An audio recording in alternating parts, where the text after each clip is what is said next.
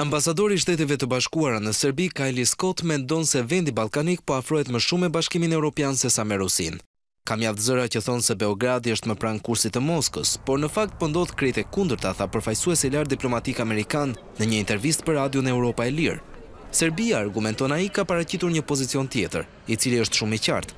Ajo tregon se do të jetë ushtarakisht neutrale dhe këtë ne e respektojmë plotësisht, por nga ana tjetër është duke dëshmuar se kërkon të integrohet në BE, proces ky të cilin e përkrajmë pa hezitim, pasi mendojmë se është për të mirën e popullit serb dhe për të mirën e mbar rajonit, vazhdon ambasadori amerikan.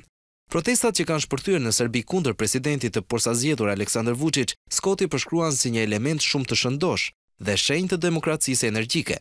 47 vjeçari Vučić siguroi 55% të votave në zgjedhjet presidenciale, duke konfirmuar kështu dominimin mbi këtë shtet, çka duket se i detyrohet djerësisht politikës së tij të drejtpeshimit ndërmjet Europës dhe Rusisë.